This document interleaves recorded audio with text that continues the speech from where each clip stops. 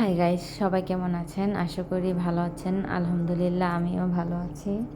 So আজকে যে রান্নাটা করছি সেটা হচ্ছে লাউ দিয়ে চিংড়ি মাছ দিয়ে। আজকে অবশ্য রান্না নিয়ে কথা বলবো না, রান্নার ভিডিও চলবে। আমি আপনাদের সাথে এভাবে একটু গল্প করতে আসলাম। আচ্ছা, মনটা অনেক খারাপ জানেন।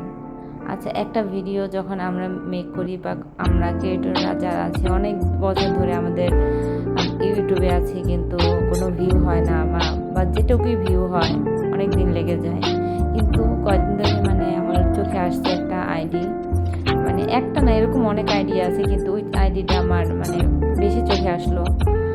সে দেখলাম যে কিছু সেলিব্রিটি যারা এখন অনেক ট্রেন্ডে আছে তাদের ভিডিওগুলো সে লাইভগুলো পোস্ট করে এভাবে করে পোস্ট করছে যে নিজের অনেকে কমেন্ট করতেছে তোমাকে খুব ভালো লাগে বা তোমাকে খুব ভালোবাসি, এরকম এরকম কথাবার্তা বলতেছে, কিন্তু তারা জানে না যে এটা তাদের আইডি না, কিন্তু তাদের কিন্তু ভয়েসে ওখানে দেওয়া আছে, তাদের অনেকগুলো ভিডিও আছে।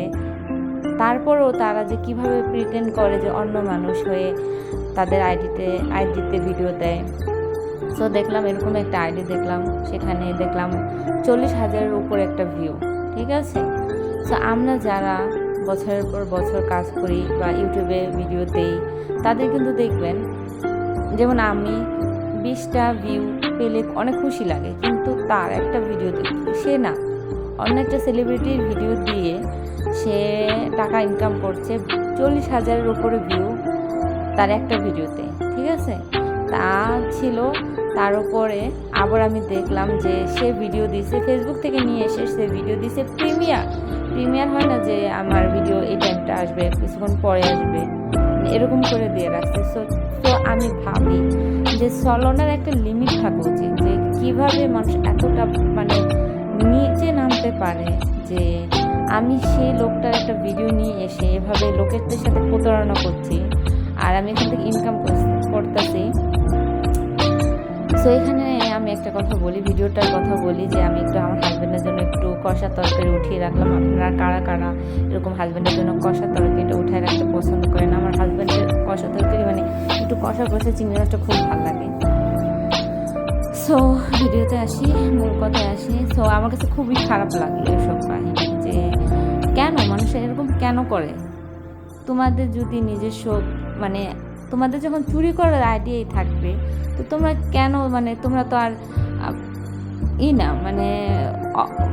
বুদ্ধি নাই বা কিছু না। ওনার আইডিতে দেখলাম অনেক সুন্দর সুন্দর অনেকগুলো ভিডিও আছে, রেসিপিও আছে, তো ওনার কেন চুরি করতে হবে?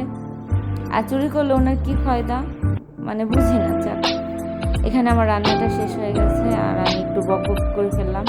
আর আজকাল এত গরম পড়েছে, রান্না শেষে আইসক্রিম খেলাম, এতটা বিশ্বাস করেন এতটা শান্তি লাগলো বলে বোঝানো যাবে না। সো ভিডিওটা অনেক বক করলাম, আশা করি ভিডিওটা আপনাদের ভালো লাগবে। যদি ভালো লেগে থাকে অবশ্যই লাইক, কমেন্ট, সাবস্ক্রাইব করে দেবেন। আল্লাহ।